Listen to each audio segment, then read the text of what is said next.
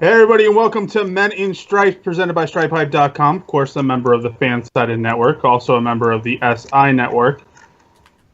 I'm here with Tim and Shelby, yet I'm doing the emceeing. Something's wrong here. You asked for it. I did ask for it. We're also presented to you by Audible.com. Over 180,000 Audible books. Get your 30-day trial at audibletrial.com/Men in Stripes. Gentlemen, we have a game to recap. We have a game to preview. We got some NFL news. It's a good week. It is. Ladies and gentlemen, A.J. Green is starting his pace to be an all-pro wide receiver for the first time in his career so far. Let's get used to it. Yeah, really.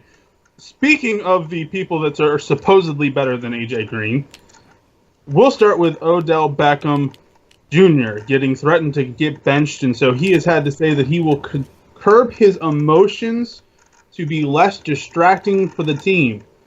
Is Odell Beckham really the problem in New York the past couple weeks? Oh, man. Do we want me to take this segment and start this? Do we want me to do this? Absolutely, just because it's always entertaining when you get a hold of Odell Beckham. Yeah. Well, first off, I'll start by saying, because I think a lot of people took my words incorrectly over the summer. I never once said that Odell Beckham wasn't a top-tier talent. I never once said he wasn't one of the best wide receivers in the league. I'm just really annoyed by people saying he's better than A.J. Green because, like I've said, for his first 2 years in the league, there was no Victor Cruz, there was no Sterling Shepard, Will Tye hadn't developed yet, and they didn't have a running game. Their offense was Odell Beckham Jr. Now, there's Sterling Shepard, who has been an unbelievable rookie so far. Victor Cruz, who may not be salsa dancing Victor Cruz yet, is really getting his legs underneath him again. And it's really great to see him playing football again.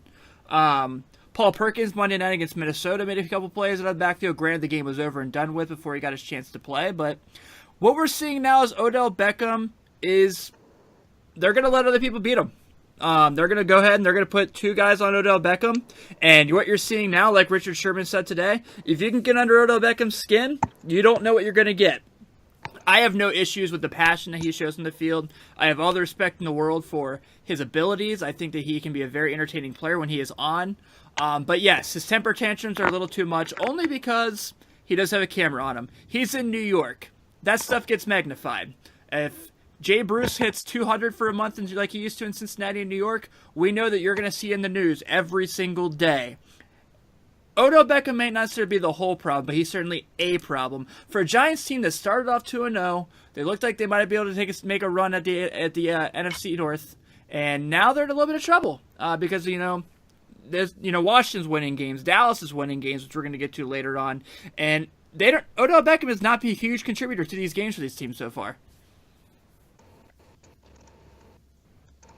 Yeah, totally agree with you there with all of the weapons around him, but just looking at a few stats, Beckham still has 40 targets in 4 games. I mean, he's still getting 10 targets a game, and I think, last Monday night was just an example of running up against a defense that I saw an article that was getting compared to the 85 Bears.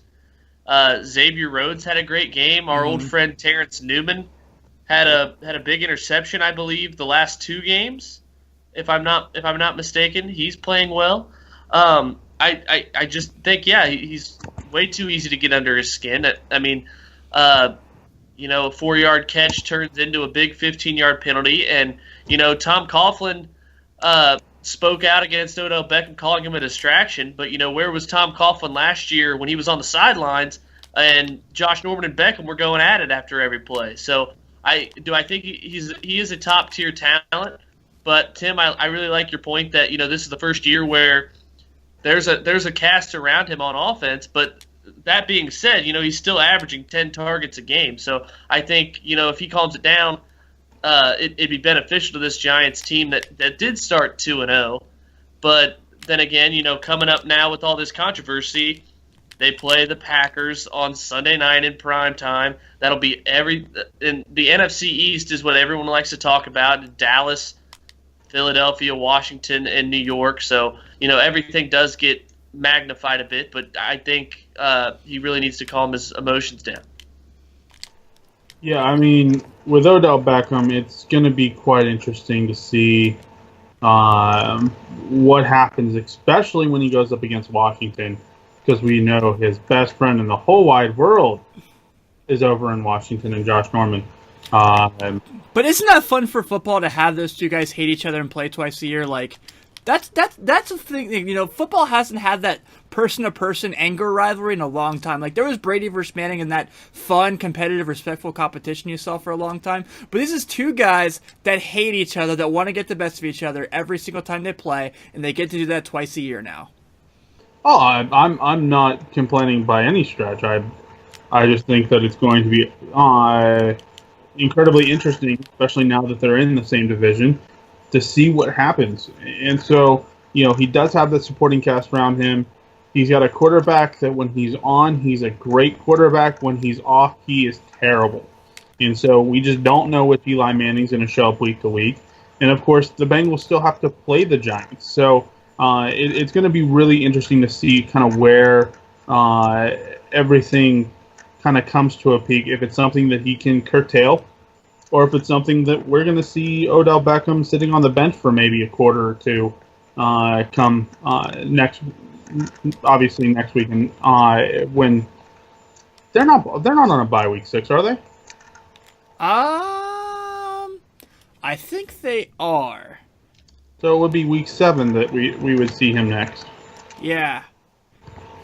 I just started thinking about that, as I almost said we'll see him in a week, or that we'll see in a week if he's benched, but I just started thinking I think they're on a bye in week 6. But you Giants? Yeah. Week 8 bye. Are they week 8 bye? Yeah. Okay, so we would see in week 6 whether or not he would get benched if he can't control his emotions. And you mentioned... Yeah, what's that? And one thing you mentioned is... You know, I talked about this a little bit. Richard Sherman made that point of, like, corners are going to try to get in his head now because they know they can. And when they do play the Cincinnati Bengals, what corner is better to get in their wide receiver opponent's head than Adam Jones? Oh, absolutely. Don't underestimate Kirkpatrick either doing the same thing. Oh, absolutely. I mean, especially the year he's having. Yeah. Those two guys went head-to-head in college at LSU and Alabama. Right. Yeah, I'll say this. He kind of reminds me with his hands with what Chad Johnson did with his feet. Of course, yeah. I mean, Chad Johnson was ridiculous with his feet. He could stop on a dime. I mean, he made people just miss. That's exactly what he was good at. With Odell Beckham, it's kind of the same with his hands. He just makes ridiculous catches that nobody else really can other than a ball boy on the sideline. But at the same time, he was always going up, but he had the same attitude as I'm the best, which is a good attitude to have as a wide receiver because you want that confidence. However, I think he's still too immature. Where when Chad Johnson had it, he kept it kind of at a mature level. And you know, if you had a chance to watch a Football Life with Chad Johnson, it really outlined what he was about. He had fun with it. He never was really disrespectful unless he was in Pittsburgh waving a terrible towel to mock the Steelers. But that was more Hoosh, because Hoosh rubbed his cleats with it. No, Chad Johnson actually walked out of Heinz Field with a terrible towel waving it. That's awesome. After they won. That's actually super awesome. Yeah. Well, Hoosh took it to the next level by cleaning off his cleat, but that's... Well, nobody will ever beat the what happened in Tennessee where he went to, I forget who went to midfield and decided to stomp on it. I can't remember. I do know he scored a touchdown over Adam Jones when he was at Cincinnati played Tennessee. But so at least Hush didn't stomp on it. But then again, it makes a great golf club cleaner. You know, that's what the terrible towel should be for. Amongst other things. Getting off topic there. We've got another piece of news, and we'll start with Shelby just so Tim can just keep all of his motions inside and decide that he wants to pop, and that is Tim has been levying for the free Tom Brady. Absolutely. So his suspension is finally up. He's finally back with the Patriots. They kind of have a little bit of a lob game in his Week 5 debut against the Cleveland Browns. Will we really see that much rust from Tom Brady in Week 5 against the Browns? Since, well, it is the Browns. Yeah, and exactly. If they were going up, honestly, I would say there'd be no rust on Tom Brady no matter who he was playing. I think we're going to see that psycho Tom that we're accustomed to seeing a lot of the time during the season. I think if you put the 85 Bears on defense, Brady would still have a great game. Really a shaky history against Cleveland, oddly enough. 2011 or 2012, last time the Patriots went to Cleveland, the Browns beat them by 20 points. And then I don't know if you guys remember 2013 in Foxborough, the Browns blew a 13-point fourth-quarter lead in the last 3 minutes. Actually, a game the Bengals needed the Browns to win. That was on December 8th, 2013, because the Bengals had just beaten the Colts that day, and I was there. But, yeah, Tom Brady, I feel like Gronk is going to have a big game just because he's been kind of on the negative effect of the Jacoby Brissett, Jimmy Garoppolo the last 2 games. He's only had 1 catch in those 2 games combined. That was the win over Houston, the loss to Buffalo last week. So yeah, I don't see much rust, and it helps when you have a JV opponent like the Browns, where the defense, there's really no names on the defense that scares you. Maybe Joe Hayden a little bit. And then offensively, the Patriots, I think they get Ninkovich back again as well. Mm-hmm. They have to correct me on that, against Cody Kessler. And, Bill Belichick's going back to Cleveland. And this has all the makings of a big win for the Patriots. And a big day for Tom Brady is he sticks it in Goodell's face at the 3-1 start, moving it to 4-1. Ladies and gentlemen, Brady is back. Unicorns. Show ponies. Where's the beef?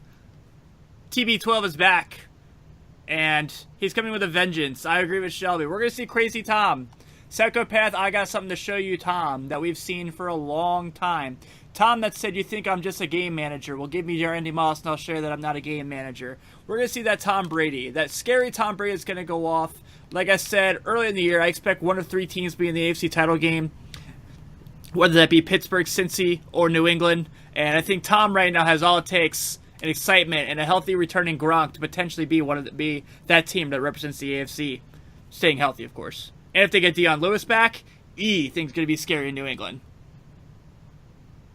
Yeah, for sure. Tom Brady is, let's face it, Tom Brady. The big question is going to be is, can he actually get me a win in fantasy by throwing to Gronk?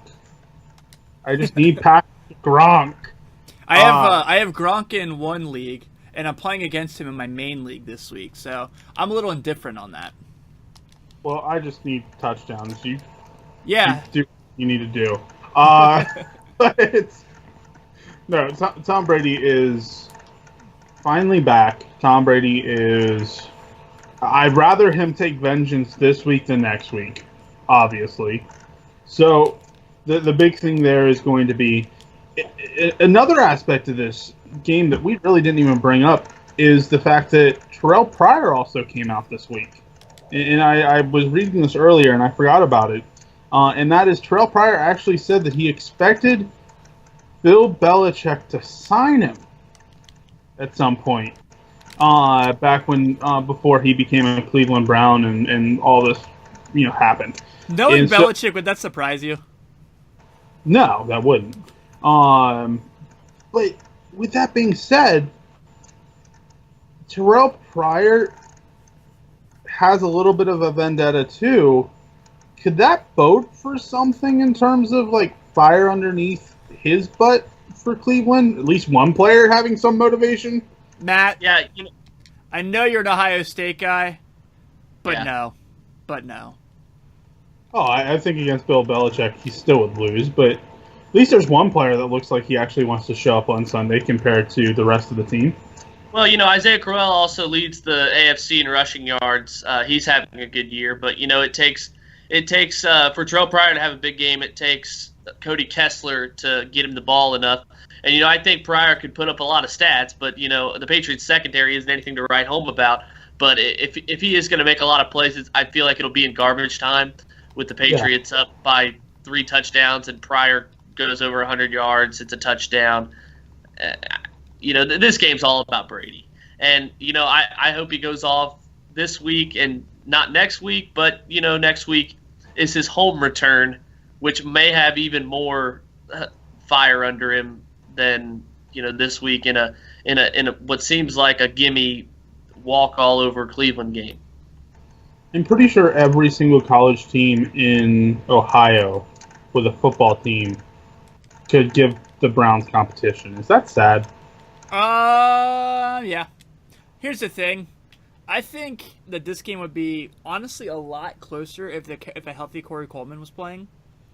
Yeah. Because I think he just adds such an element to that offense for Cleveland, and we saw that obviously before his broken hand. But it's not going to be enough. Well, and a healthy Joe Hayden. Joe Hayden hasn't still been healthy. Who? Does he still play football? I know, right? I had to make sure of that. Yeah, I mean, the guy who can shut down AJ Green, but nobody else still plays football, but he's still unhealthy. So, Can we talk about AJ Green yet? Can we? We're getting there, Tim. I know you're excited. Mm-hmm. So, speaking of that, let's recap a game that we had last Thursday night, which is why we recorded on Tuesday night. Yeah. That would be the Dolphins game. What's some takeaways from their Thursday night win? Shelby, excuse me for 1 second. Adriel Jeremiah Green all day. All day. All day? The best deep threat in the NFL. Best deep threat. I just want to make sure all day. All day. Okay. Shelby? Don't know how I'm going to top that. But it is great to get back in the win column. I just don't know if the Bengals can go on the road and beat teams like Dallas and New England and the Giants and Baltimore if they continue to settle for red zone field goals and field goals in general. No reason that Mike Nugent should have kicked 5 field goals in that win. And there's no reason that the game wasn't officially done over with until Jarvis Landry dropped that 4th down and 6 pass with less than 2 minutes to go, because the Bengals settled for 5 field goals, and that was the difference. They only won. It should have been a 34-7 win. Probably could have been 34-0 if Kenny Stills doesn't break loose on that touchdown on the miscommunication. But good teams like Pittsburgh or Denver or New England, they win that game 34-7. The Bengals offense stuttered. AJ Green got him down to the red zone. He capped off one drive with a nice touchdown where he sidestepped a defender on the screen. And then other than that, drop passes. CJ Uzoma dropped a 3rd down pass inside the red zone. And then when I go home and look at the replay, because I was at the game as Tim was, I noticed that ball hit Tyler Boyd right in the chest. Right in the chest. On 3rd and goal, which was disappointing because it would have been his first touchdown on a grand stage. But nonetheless, still a drop. And, the Bengals let a bad team in Miami hang around. And if you're going to let Tom Brady hang around next week, it's not going to turn out as well for you. We got a little bit to go before Tom Brady. Yeah, just next week. Yeah, just one. But Shelby's 100% right. One, we could talk about how good AJ was all game. Andy Dalton was really good in that game too, so give him props for battling through the usual of no running game and having to throw the ball to get the team moving and doing well. I don't blame Dalton for the red zone failures in that game, especially that play where Tyler Bourne hit right in the numbers. That's a catch a kid's got to make. I think that we're going to see him make those plays down the road, obviously. I think that he has a huge future, like we've said many times in the show. Other than a catch here and there, well, there was one really nice one down the middle that Brandon LaFell caught going across the field. Dime. That, we need a little bit more of that from Brandon LaFell in that circumstance. But I think now that what's scary, truthfully, about this team, and this isn't just to continue gushing, one, the uniforms were dope in person. They were freaking sweet. They kind of looked like stormtroopers with orange helmets. I can get behind that. While the Dolphins look like the old Tampa Bay Bucks. Yeah, mixed with Tennessee. Yeah, they were not pretty. AJ Green's only getting better, and that's scary. Like, he's entering his prime right now, folks. Like, I don't think people understand that he was really good for 5 years. Year 6, he has flipped a switch. I know it's only been 2 games where he's had 10-plus catches. I know he's got the drop against Denver that really cost the team. But, like, really, he's on pace to have an all-pro season. There's 3 guys right now that have a higher pace in the league in yardage than what Calvin Johnson had the year he broke the receiving record. Julio Jones, obviously, because he was unbelievable. He needed a 300-yard game to take over that spot. Marvin Jones, who also needed a 200-yard game to take over that spot. And AJ Green. Yeah, I mean, big thing there is AJ Green and Andy Dalton looked very crisp. They looked back like they were in week 1 again. And that's something that the Bengals desperately needed. Tyler Eifert is one we'll get to, but that's something that they needed, that kind of game from AJ Green and Andy Dalton, missing Eifert, and seeing the fact that I don't think Giovanni Bernard had as big of a game this week as what he had. He actually had, if you watch the first 3 games of the year, he's had 5 carries in each game. He did not have 5 carries this game. I think he only had 4. How many times, though, did he catch the ball? That's a good question. Shelby's our number guy. Why are you asking me? 5 catches. 5 catches, how many yards? You're talking Geo, correct? Because my speakers went on mute. Yeah, 5 catches. I want to say, like, maybe 34 yards. No, actually, 3 catches, 24 yards. He had that one called back. That's right. Yeah. That's right. Okay.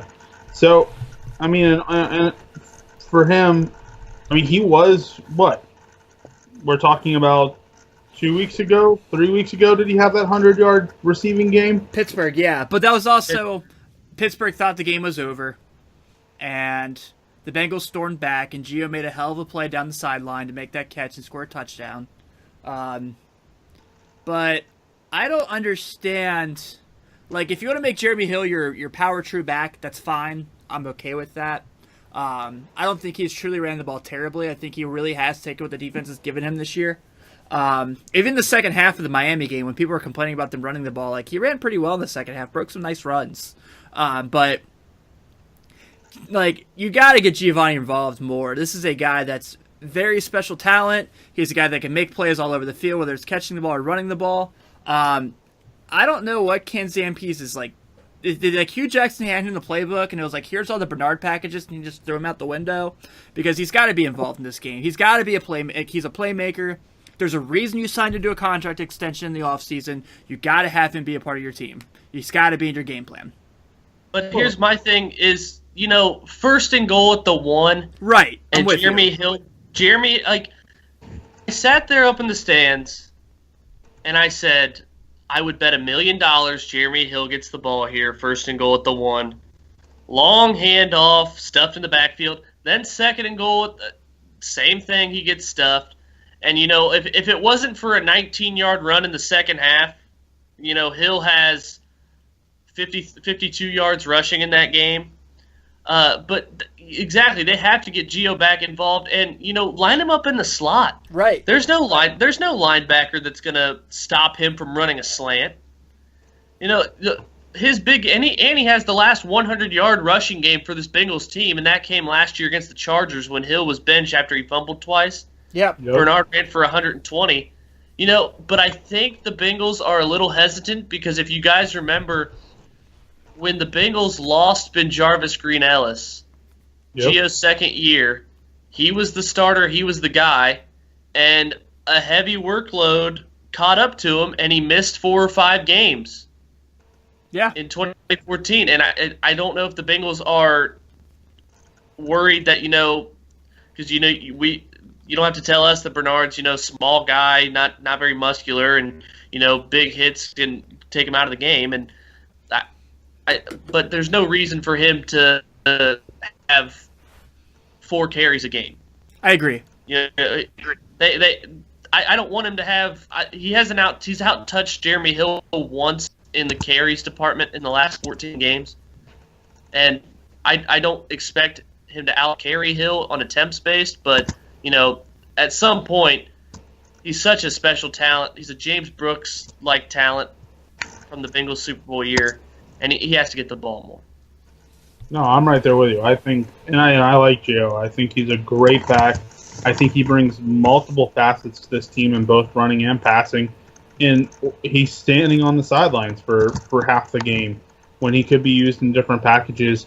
And I mean, granted, he's not a huge blocker, but he'll slow a guy down. I would say he's a better pass blocker than Hill. Yeah, that's what I'm saying. Like, he'll at least get in front of the guy and slow the guy down. Hill will just kind of try to miss to get into the flat, so Dalton has a quick option that he didn't know he had because that wasn't the play call. But I think Gio really brings another aspect to this team that if they get him involved, again, we talked about it with Hewitt.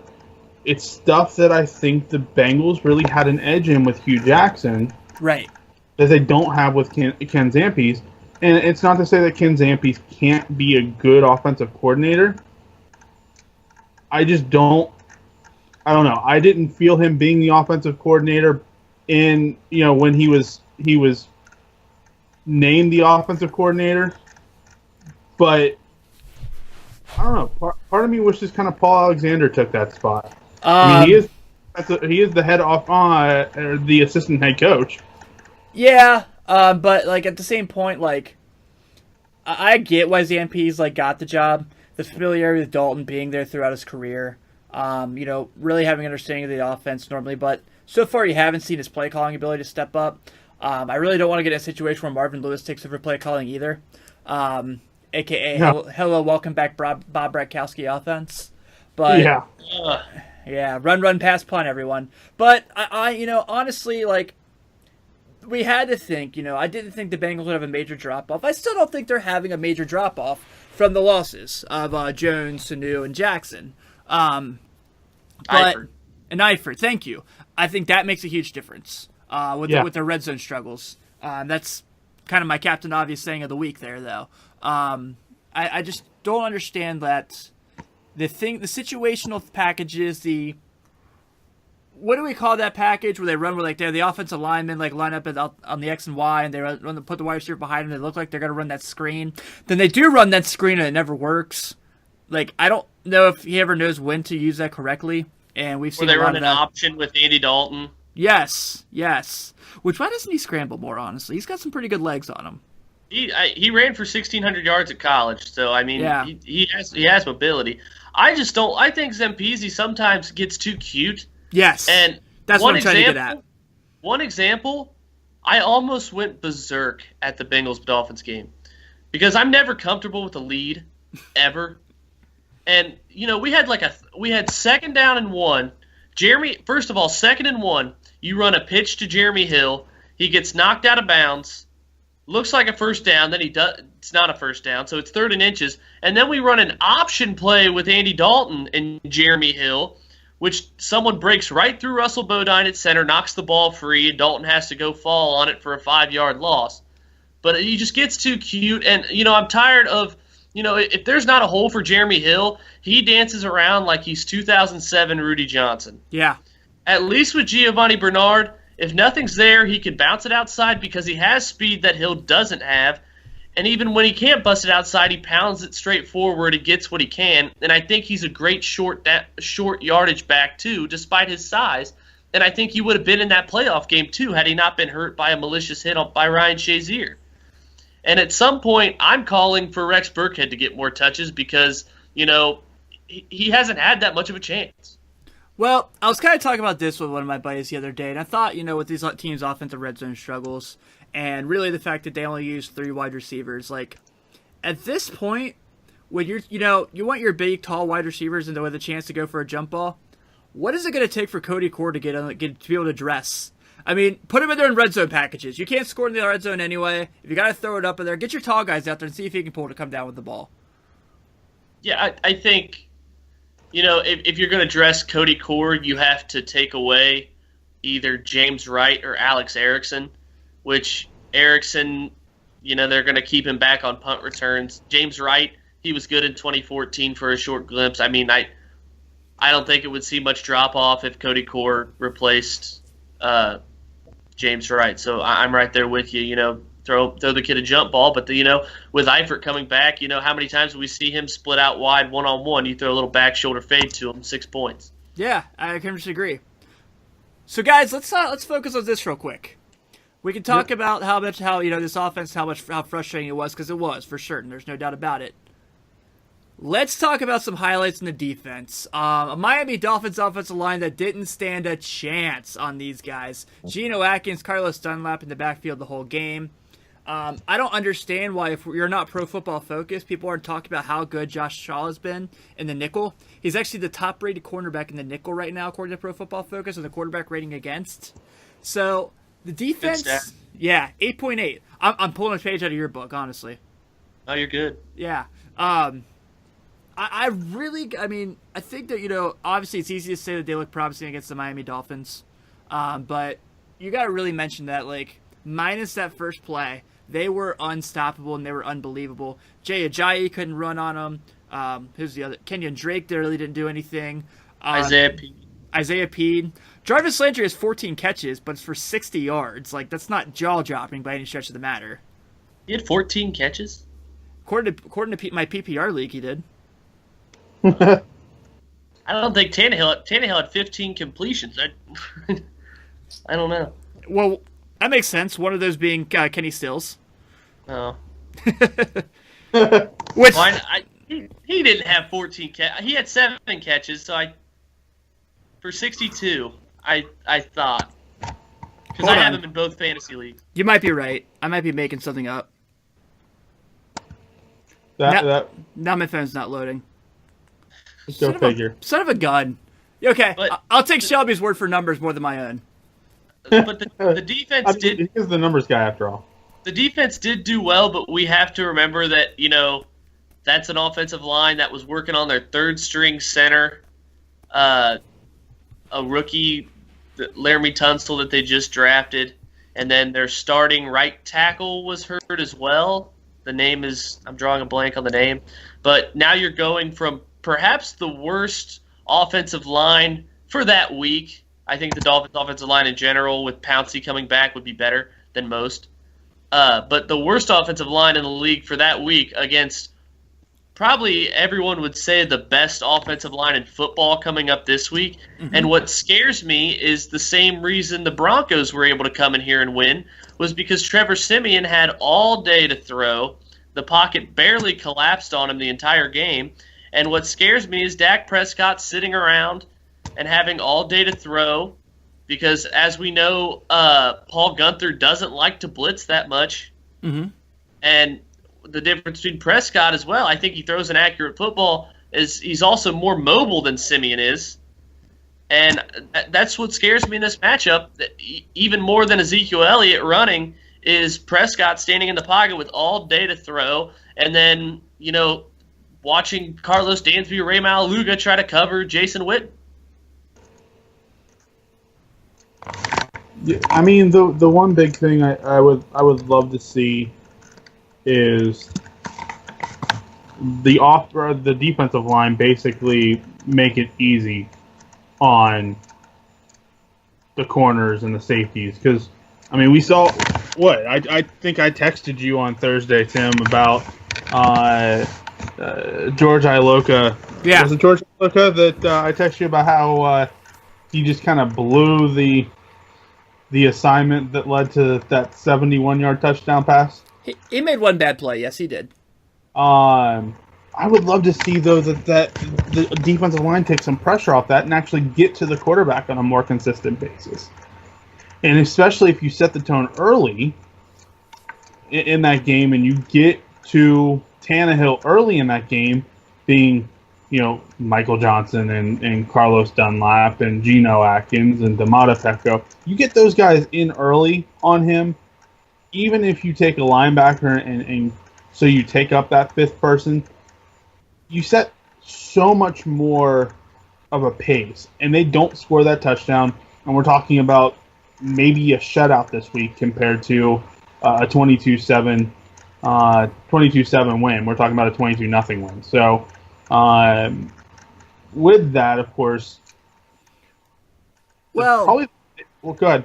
I mean, yeah, I agree with that for sure. That does play a part. But what you're also seeing too is you're seeing some evolution of some young D linemen really getting a chance to play for this team too in that circumstance. And yes, I really think guys like Marcus Hunt and Will Clark have shown this year they can make plays, and they're going to play a huge factor in this Cowboys game too.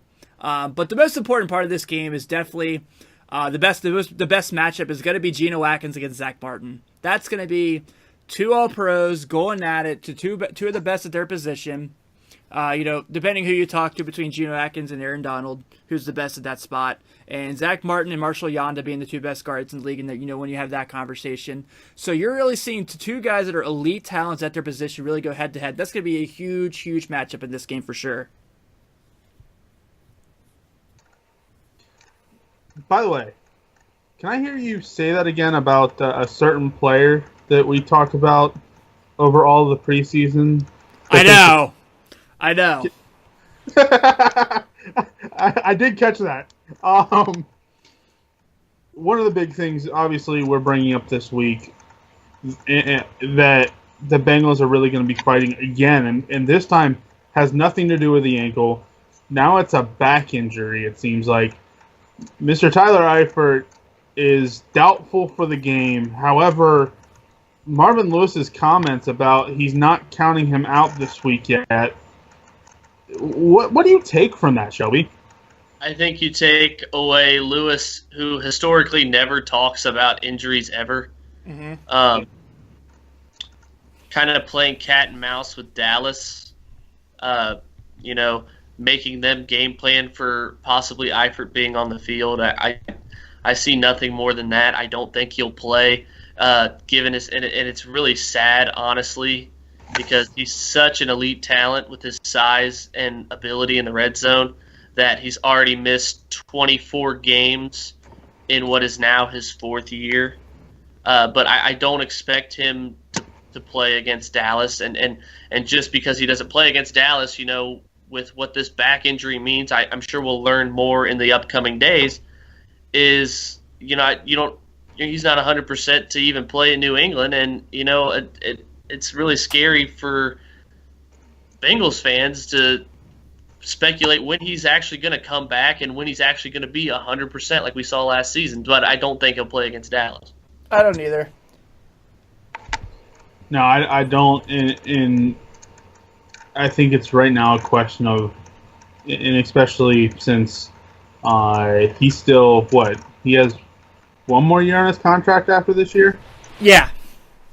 So, big question is going to be, of course, as much as he means this team, obviously, he deserves to get paid, but with him not able to stay healthy, he's really kind of losing out on the money aspect and the convincing the Bengals to pay him, because he's constantly on the sideline instead of in the game. I disagree. You think different? Yeah. I understand he's missed a lot of time, and it does suck, obviously, because he is, like Shelby said, he is such a special talent. His catch radius is out of this world. Me, more than both of you, have been able to watch that now for 7 years, and how special a talent he is. Even though he has missed that time, this is a team that just lost Marvin Jones. This is a team this is a team that's now hoping for the best. Can you imagine if you're going out there with just A.J. Green every game again? You have to keep this guy in camp. There's no way you can let this guy go somewhere else. That's a huge loss for your offense moving forward. For a team that struggles so bad in the red zone when he's not around, but is so good when he is around, you got to keep him. You got to make sure he stays on your team. And that's what my concern is, Tim. As good as A.J. Green's been, looking at the numbers here, in the Bengals' 2 wins, Green has 22 catches for 353, 2 touchdowns. Mm-hmm. In their 2 losses, 10 catches for 115. Can they win a game when Green doesn't go off? We haven't seen it in 2016. He got shut down against Pittsburgh, and I mean, not really shut down. They just gave him so much attention with the bracket coverage and deep safety looks. And then Denver, he kind of padded his stats on the last drive that didn't really matter. But can they win a game? Who's going to step up if Green doesn't? And I think Eifert is perfect for that role, but since he's not on the field, you have to turn to Brandon LaFell and Tyler Boyd. And, Boyd had a great game against Pittsburgh despite the controversial fumble, but, they desperately need Tyler Eifert back, and I agree with you, Tim, 100%. You just lost Marvin Jones, Mohamed Sanu, two guys that know your system for the last 3 or 4 years, and you're working with two guys, LaFell and Boyd, that is just their first year in Cincinnati. They've only got 4 games under their belt. So I completely agree with you. You have to keep Eifert and Cam. The other thing is you got to depend on those games when A.J. Green shut down. You got to depend on Giovanni Bernard to be your leading receiver, and that's not really a good recipe for success. Yeah, no, and don't get me wrong. I think, yes, they have to keep Eifert. He has to get healthy. He is a vital piece to this team. My only argument against, the absolute, payday that like Gronkowski got, things like that, is he's injury prone. Yeah, he's at least played a full season. So, And granted, last season was as close to a complete season as he possibly could have had. It was a concussion was it that took him out? Yes, the concussion. Yeah, and then there was the Rams game when he got hit in the neck when he was on the ground. Yeah, so I mean, a geo fumble. Yeah. With as tight as the NFL is on the concussion protocol, especially now, I understand why he missed those games. Sure, yeah. But Carson Palmer's not playing tonight. That tells you where they're at right now. And I can finally say Blaine Gabbert and actually be right for once, instead of saying he's on Jacksonville's team. Oh yeah, I forgot about that. But when you're not wrong, right? You're not wrong at all, Matthew. In that circumstance, it's just the point. He does, but the true point that comes down to is, do you ever see a circumstance where Tyler Kroft and C.J. Uzomah's ceiling is as high as Tyler Eifert's? No. Not even close. Nowhere near. Yeah. And that's the big thing. I mean, and don't get me wrong, C.J. Uzomah has done as good of a job as a backup almost can do in that position, being thrown into it with little experience in the NFL. I mean, he's still a youngling in the NFL by those terms, and so he's done an incredible job in that thing. And we haven't seen Kroft really do anything. No. And so it was kind of a surprise, especially when we saw the potential that Kroft had when A.J. McCarron came in last season, to see him really do nothing. And so I really thought, of course, we talked about it in preseason where, Andy Dalton finally had a chance to get on the field with Tyler Kroft and to have a little bit of a time to build a relationship, and we didn't see that. Yeah. And so it just leads me to question of, do they really have is C.J. Uzomah really the second wide receiver? Is Tyler Kroft more, dare I say it, the odd man out there? Yeah, I think we're just looking for Tyler Boyd. We're only having this conversation because Tyler Boyd and Brandon LaFell haven't really shown those big sparks yet. We're kind of waiting on LaFell or Boyd to have that 2013 Marvin Jones season. Mm-hmm. Yeah. And I think we're being a little impatient since they're only 4 games in. Sure. But at the end of the day, Rob Gronkowski hasn't played a full season since 2011, and he still got paid. Tyler Eifert will get paid too because they see his red zone abilities, and he is the missing piece to a team that ranks dead last in red zone efficiency right now. You're absolutely right in terms of especially the red zone efficiency, and I think in articles that we both wrote, Shelby, we touched on that. And so, the one big thing that leads into this game is first off, we know field goals aren't going to be enough against this Dallas team. We know they need to score touchdowns. However, with what the defense did against the Dolphins, do you really see realistically Ezekiel Elliott being what he's been in the past 2 weeks in their last 2 wins? I could see it go either way, truthfully. I do think that this is going to be a fun trenches battle because you get to see these matchups, like I said, of Geno against Zach Martin, Tyrone Smith going against Carlos Dunlap, Travis Frederick trying against Doma Tapeko. I think those are going to be fun matchups. And I think, Matthew, we talked all draft season about how special of a talent Ezekiel Elliott's going to be, and I do think he's going to be. But that's really a battle that can go either way. I mean, as this Dallas team is really trying to figure out how to block for him, you saw them struggle for a couple weeks. But I am more on. I'm with Shelby in that circumstance of I don't know if Ezekiel Elliott is going to be able to continue to do what he's doing. Yeah. I do think Dak Prescott is going to have a good shot to be able to do what he's doing, even though I do really like how the secondary's played. But this is a guy that, we talk about what did the Bengals do without Tyler Eifert. The Cowboys aren't going to have Des Bryant more than likely. Are we really going to be scared of Cole Beasley and Terrence Williams running down the field in our cornerbacks? Yes. You are? I think so. How many times have we seen tight ends kill the Bengals? Witten, yes. I agree about Witten. I'm worried about. I would definitely worry about Witten. But, seeing Terrence Williams... And Cole Beasley in the slot, I love Josh Shaw. I think he'd have a great game. But I think they're gonna get their shots in. And Terrence Williams is a great deep threat. We've seen Drake Kirkpatrick. We've seen Pac-Man Jones 2 weeks ago get burned. We've seen Chris Lewis-Harris get burned. We didn't think Trevor Siemian would have a big day. That was the game he was supposed to be exposed, and he came out and tossed 4 touchdowns. And I'd be very concerned. And if you give that offensive line gives Prescott enough time to throw, you can't expect Josh Shaw or Chris Lewis-Harris or Darren Smith to run with Cole Beasley for 7 or 8 seconds. And with Prescott's ability to elude the pocket and make plays with his feet, it gets even harder. No, I'm with you guys in terms of I think Dallas has more weapons than Des Bryant. However, without Des Bryant, and I think we saw this a little bit last week, it's not the same offense, and it's not the same pass attack that they have with Des Bryant.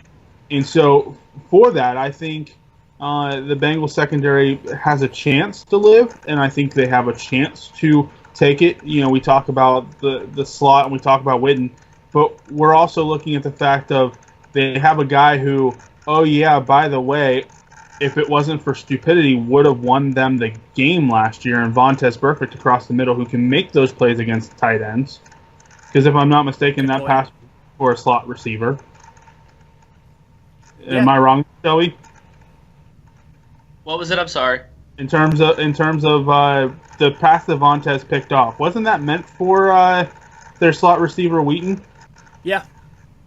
So, they have things to take away the slot receiver, and they have the ability to cover the middle. However, Witten is the one that scares me because, let's face it, they've struggled against tight ends in the past. We saw that with probably the other one that is Jason Witten worth, and that's Heath Miller. They seem to like to struggle against that kind of tight end. But then what do they have past that? And Beasley doesn't scare me, especially when you have guys like Adam Jones and Drake Kirkpatrick, if Drake Kirkpatrick can stay healthy for the game. And so, I like Josh Shaw, but they can give him help over the top if Iloka actually helps him over the top. And they can give, if Adam Jones starts to get beat a little bit, you can shift Sean Williams over to the other side. Is he playing this week? I think the game plan is for him to play. Okay. This is probably the game where Kivara Russell is active, isn't it? Most likely. Yeah. But, so they have the tools in the secondary to plan against the team. It's once Des Bryant would be there that you really start to look at a totally different offense.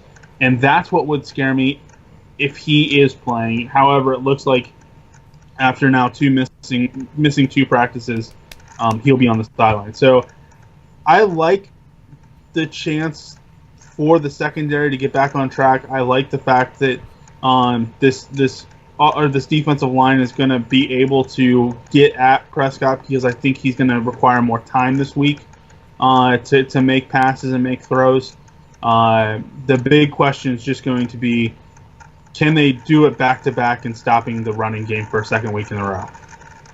But, okay, let's not act like Des Bryant had 11 catches in 3 games. And Right. 7 of them came in 1 game.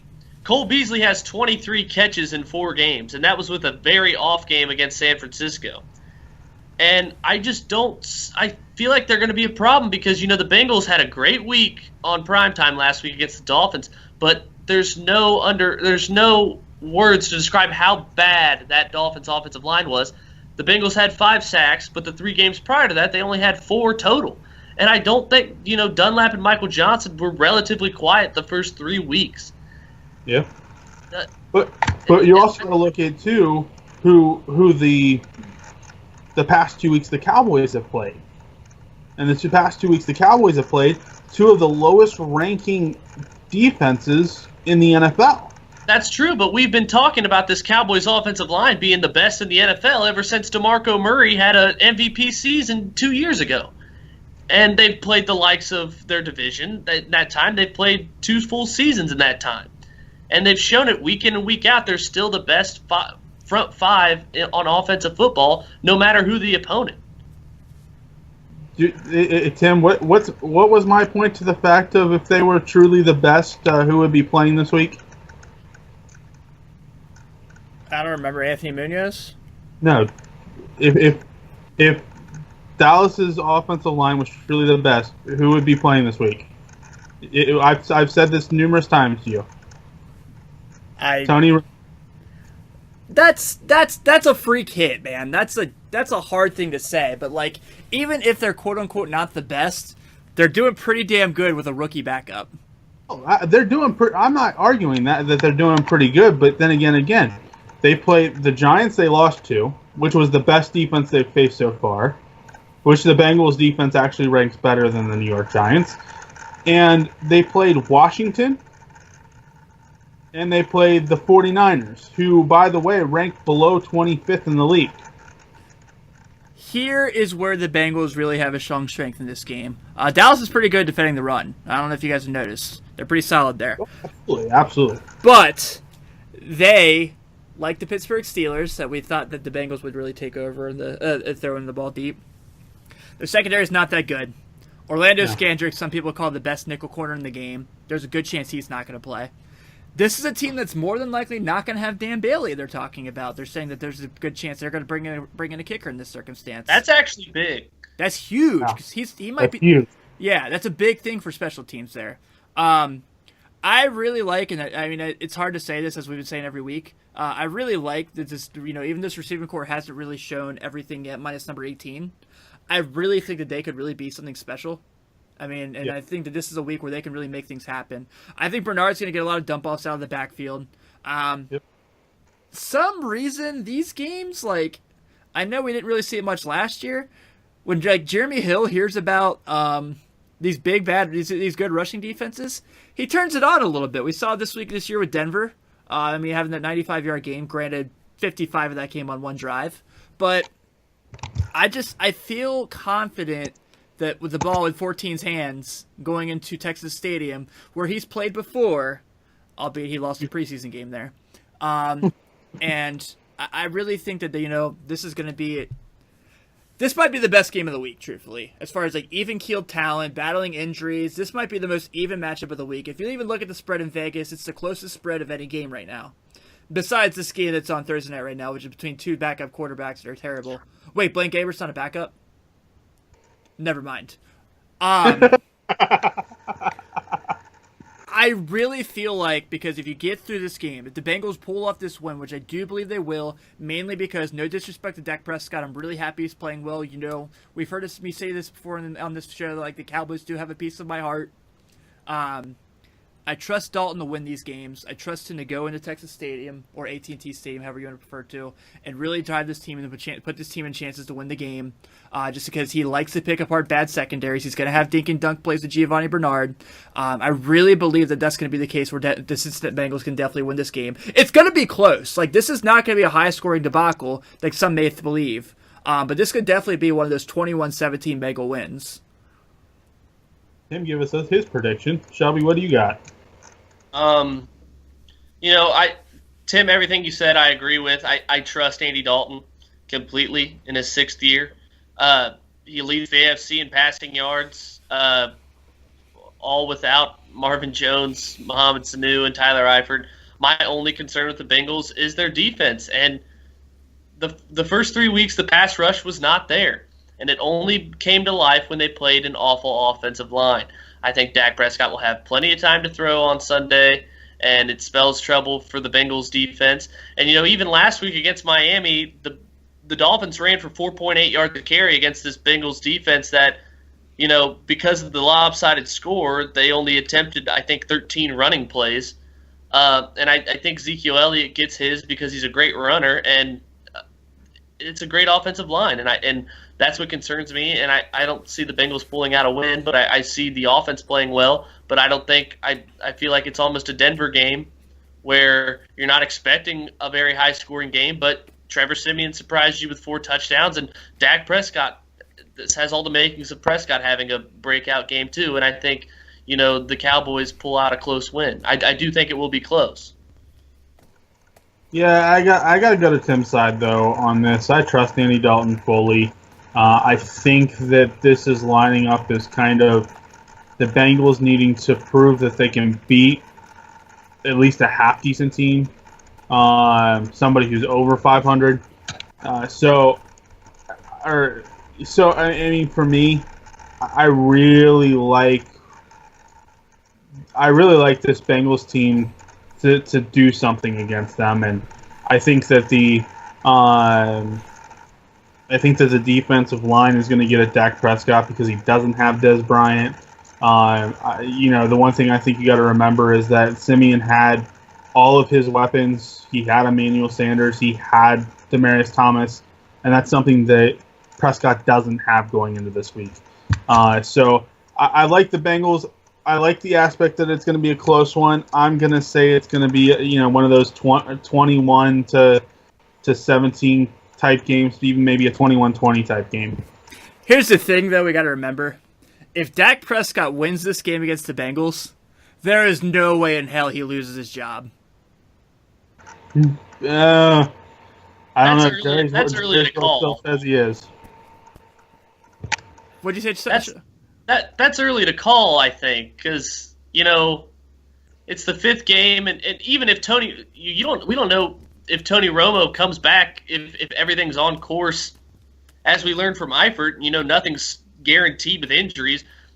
Romo couldn't be back till week 11, but I think, if they win this game and Prescott plays his worst game, it doesn't if he wins it convincingly, it strengthens his bid to be the starter for the rest of the season. But they still have very tough games coming up. At Green Bay they go, and then I believe they have another tough one after Green Bay, but I'm not real sure. Well, they still got to face the Giants again. What's that? They play the Eagles, then the Browns, then the Steelers after they play the Bengals. Yeah, so they still have to play the Giants again. They have to play the Eagles twice. They have to play the Steelers. So this is going to be a very difficult schedule for them, and it starts, with the exception of the Browns, it really starts with the Bengals here. So for me, I don't know. It's one of those games that it's lining up for the Bengals to take a win.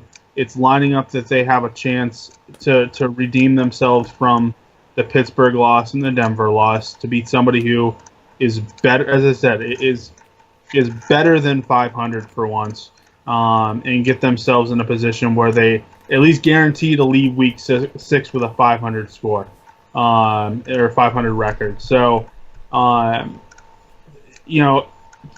Romo's not even guaranteed really to let's face it, he's not really guaranteed to play much again because one more back injury like this, doctors may tell him that he needs to hang up his cleats. Otherwise, he's going to have permanent damage to his back. I mean, the fact that he re-injured something that he just did last year doesn't bode well for his career. Fair. Which is a shame. Total shame.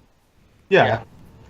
So, shall we take a quick break before we do the lightning round? Let's do it. All right, we'll be right back with Men in Stripes, presented to you by StripeHype.com.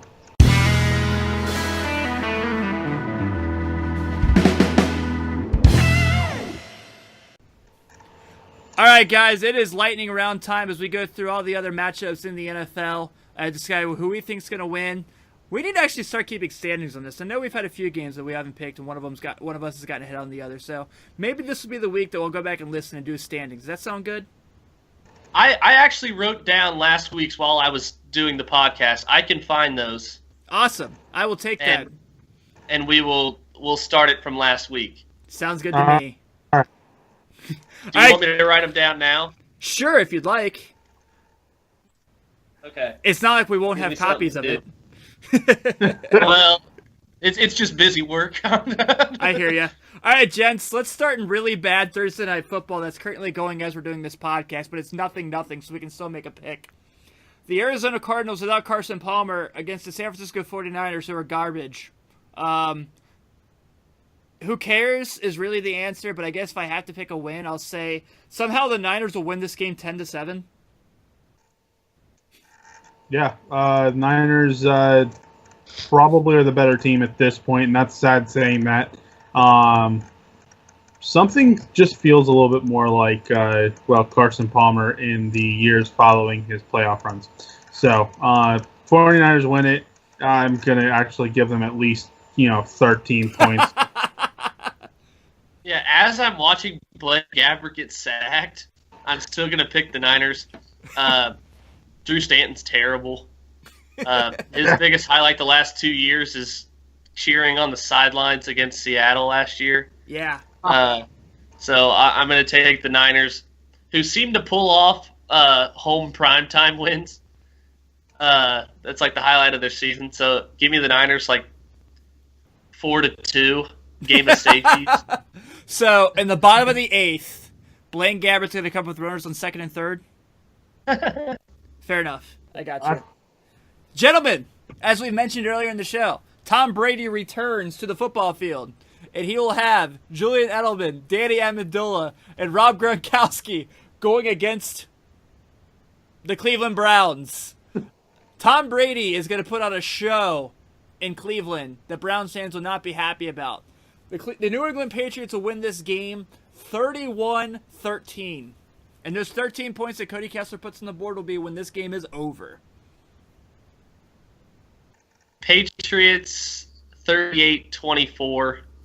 Their defense isn't really that good, New England's. Mm-hmm. And I think Isaiah Crowell can do some damage, but anything Cleveland puts up, I could see it like you, Tim, 38-10, and Cleveland puts up a few garbage time TDs, but Tom Brady's going to go berserk, have his big game, then the Bengals go to Foxborough Week 6. Can't wait.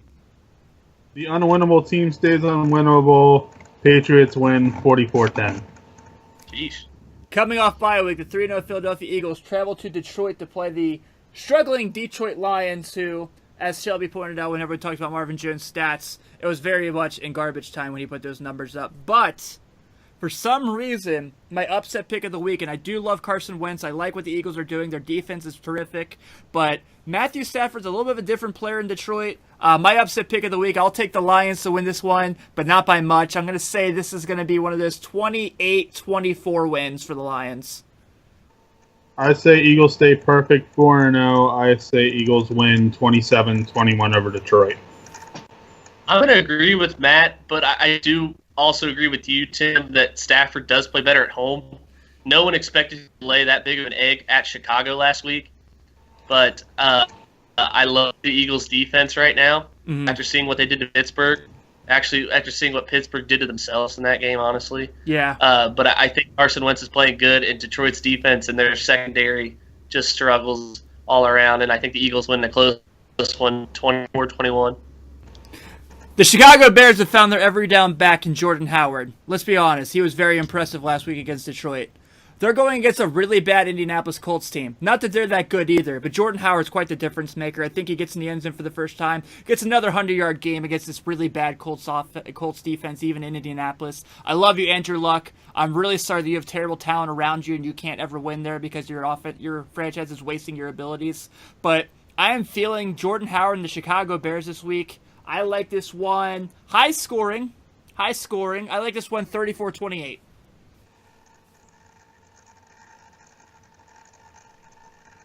I'll go. I'm going to go with the Colts at home. I think it'll be a high-scoring game, but I don't see Brian Hoyer outscoring Andrew Luck, especially at home.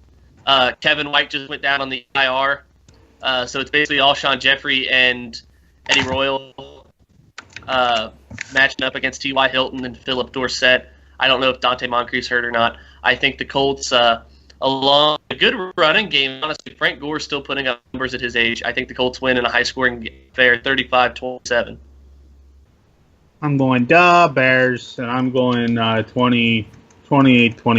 I don't know. I just don't like this Colts team this year. I think Andrew Luck is a great quarterback, and I think you're absolutely right, Tim. They're wasting his talent with the people around him, with the exception of T.Y. Hilton, but that's about it. Phil Dorsett looked pretty good in that one catch he had last week. It won me a game, actually, last week on 13 points on one play. Thank you, PPR. Tennessee Titans going to Miami. The same Miami Dolphins offensive line that went against the Bengals last week. They're not going to be ready for that. DeMarco Murray having a resurgence out there in Tennessee. Marcus Mariota they're still trying to find the ball. And for the love of God, can you find Delaney Walker? He's your best pass-catching option. Come on, Tennessee. I'm still picking you to win this game, but Delaney frickin' Walker's on your team. I think he has Delaney Walker in fantasy. No, I'm kidding, Tim. I do, actually. Go figure. I like Tennessee. Britt's not here to make a reaction this time, though, so I can't get the satisfaction out of that. Tennessee wins. I'm going to give them a 21-10 type win. Tennessee's defense isn't great, but it's not terrible. And they were able to stay competitive with a Houston team last week. So definitely something to take note of. Yeah, I think Dick LeBeau has a field day with Ryan Tannehill, disguising a lot of blitzes and really making him struggle against a bad offensive line. And like you said, Tim, DeMarco Murray having a great year, and I'm happy for him after seeing what Chip Kelly did to him in Philadelphia. So give me the Titans like 24-13, and there's going to be more questions about whether Tannehill should still be the starting quarterback heading into Week 6. We are going to Baltimore, where the Baltimore Ravens will be without Ronnie Stanley in this game. It's looking like a huge thing there. A team that's really starting to try to run the ball better. And obviously Justin Forsett really losing him plays a big part in that. I like Baltimore at home against Washington. As much as I really want to say I want Washington to win this game, Mike Wallace has been like a crazy out-of-nowhere hero for the Ravens. And Joe Flacco is just really good at M&T Bank. Yeah, I'm going to say the Redskins just because I want them to win really bad. Fair. And I honestly think these two teams match up pretty evenly across the board.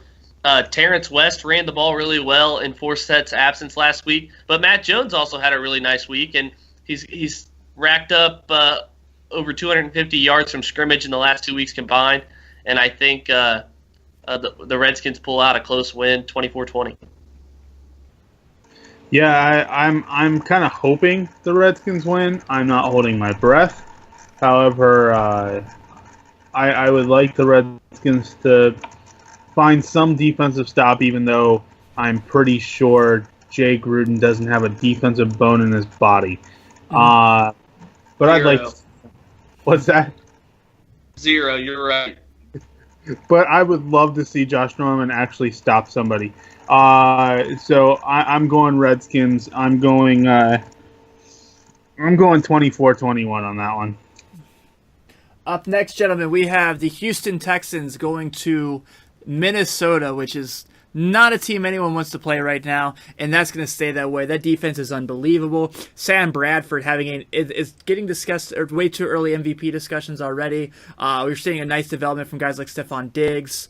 As much as I like what Houston's doing with their young talent, and as good of a game Will Fuller had last week, for some reason Houston has struggled a little bit lately getting the ball to DeAndre Hopkins, and I feel like that's going to be the case again this week. And as much as I like Will Fuller, I don't think he's good enough to win a game for Houston yet in the circumstances against this defense. I like Minnesota in this one at home. Yeah, Houston struggles on the road, and I think Brock Osweiler struggles even more against Minnesota, just like he did in Foxborough. The biggest thing with Sam Bradford's play at this moment is that he's not turning the ball over, which we've seen a lot in the past. And, they're getting it done. I mean, Minnesota ranks in the bottom in red zone efficiency as well with the Bengals. But the way that defense is playing, it's like the Purple People Eaters of the 70s out there. It is. And I think they have a field day against Houston, and they win this game like 23-13. I think the Vikings hand the Texans a very, very difficult win to swallow. I say Vikings win 27-14, and I go Skull. Does Will Fuller get a touchdown this week? I say yes. Jets, Steelers. The Jets are not good. Let's just be honest, guys. The Pittsburgh Steelers, as much as we pain to say, are good. It's in Heinz Field. Ben Roethlisberger and co get back to a huge win last week against Kansas City where they were unbelievable. Le'Veon Bell, comes in, has 114 yards rushing in his first game. And that was against the Chiefs defense. It's actually pretty decent, even without Justin Houston. Imagine what they'll do to a defense that everyone thought would be decent and it is not in the New York Jets. I unfortunately have to say I am picking the Steelers in this one. I'm going to say Jets, Jets suck. So we're gonna go Steelers. I mean, you just can't go against them at this point against a team that bad. And so Steelers win. I hate saying that, especially since I lived there. And I'm going. I'm going 3-17. I don't think the Jets are a bad football team. I think they have the toughest schedule through the first 6 weeks. I think New England's on tap for them in week 7 too, something like that. But the way Ryan Fitzpatrick, there's a problem when they're calling for Geno Smith to be the starting quarterback. So, and it's hyped being New York, but the way the Steelers looked on Sunday night against a Chiefs team that won a playoff game last year, they look great right now, and that trend continues, and the Steelers win like 27-17 against the Jets. However, Steelers have been known to play down to their competition, so it wouldn't shock me if they do miss it. That's true. And I hope I'm wrong. I hope, we all hope we're wrong. So, guys, Julio Jones coming off one of the greatest weeks in NFL history, 300 yards receiving. Matt Ryan having a very good year when he throws to Julio Jones, obviously. Going against the Denver Broncos, who have been unbelievable and just put a nice one where they took Mike Evans, who's been one of the top 10 wide receivers in the game this year, out of that matchup. I love you, Julio Jones. I think you're an unbelievable talent, one of the 3 best receivers in the league. But I just don't think Denver's going to let you do what Carolina did last week by any stretch of the matter. I really like the Broncos, especially Mile High. Yeah, Denver wins this game. That defense is so good, and I don't care if it's Simeon or Paxton Lynch.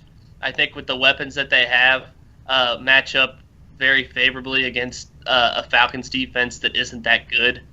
And I think Matt Ryan struggles, and Von Miller, Derek Wolfe, Shane Ray, they all kind of get after Ryan on Sunday, which kills me for my fantasy team. But I think Denver pulls out a win around 24-16 range.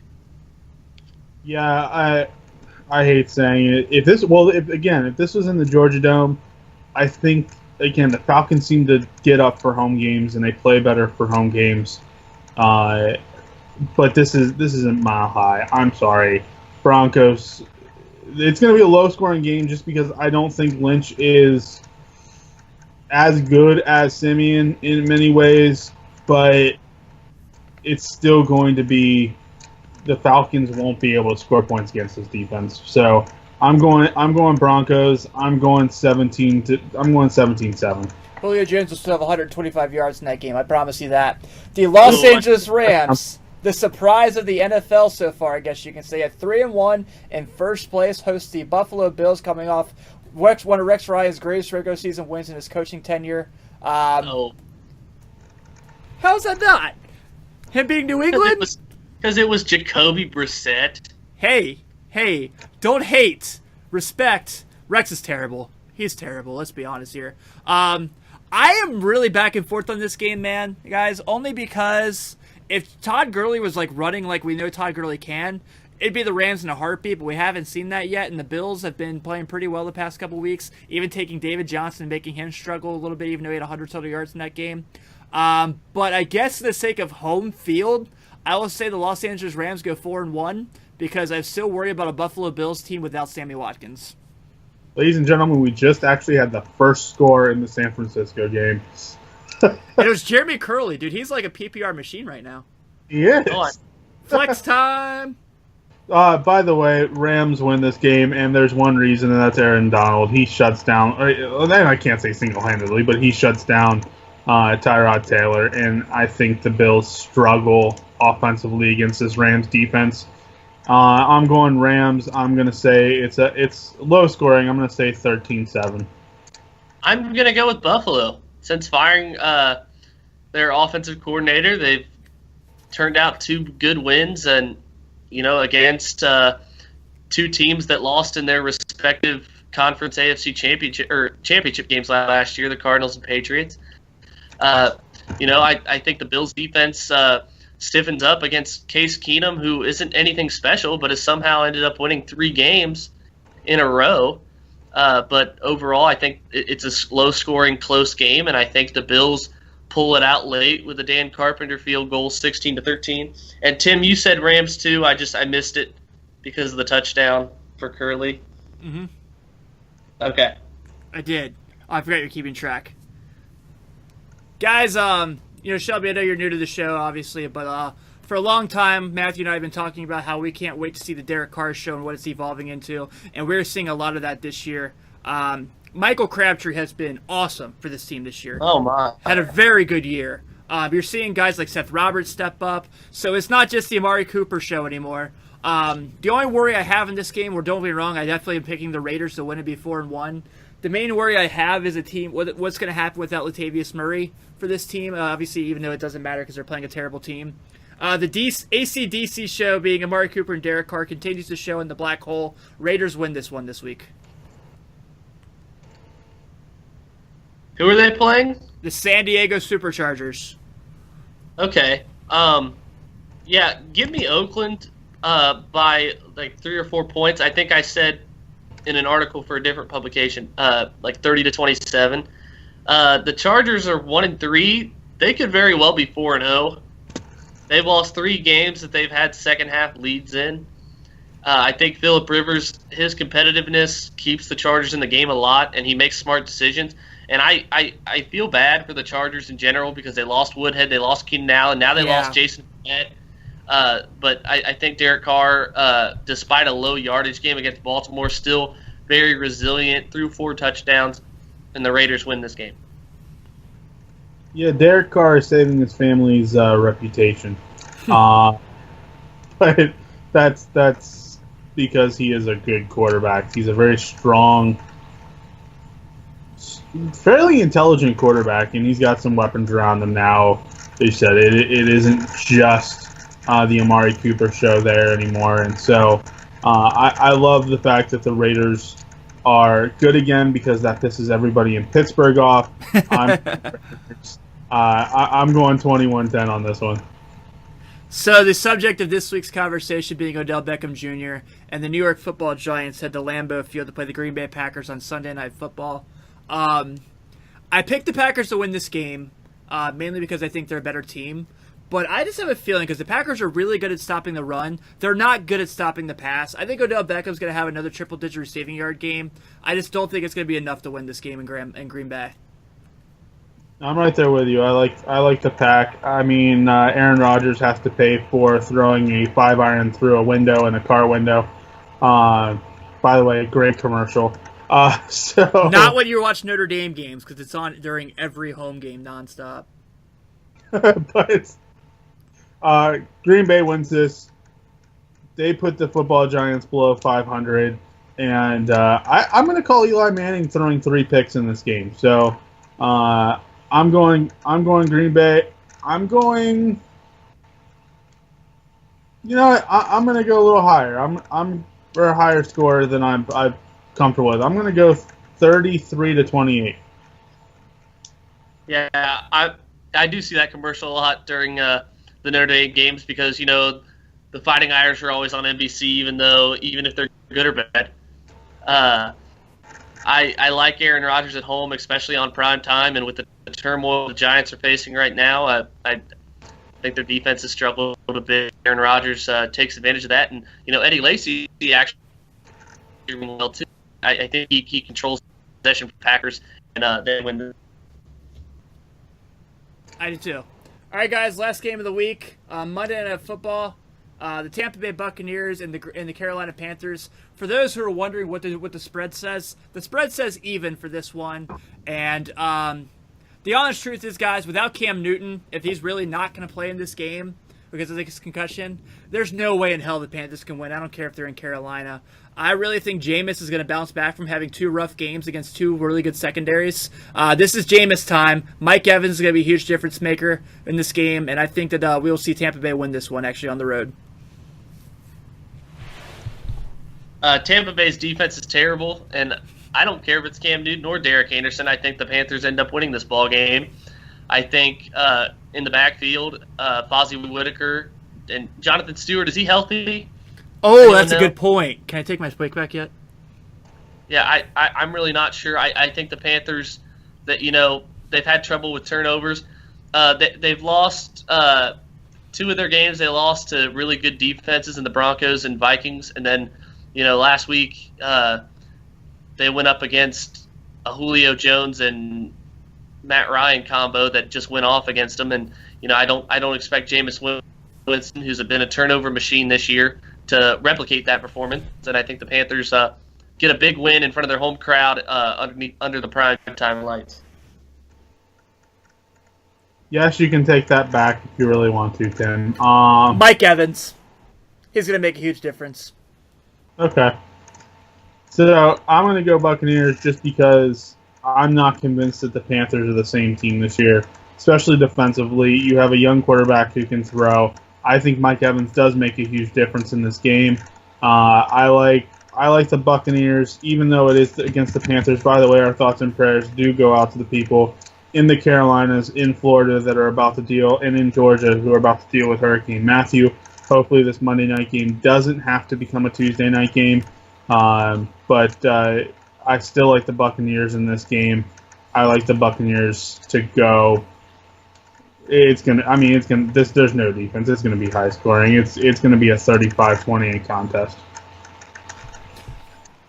All right. So with that being said, we can go and wrap up this week's edition of Men in Stripes, brought to you by StripePipe.com. Everyone, thanks again for tuning in. Have a great week, and hoo day. Good day. Nobody.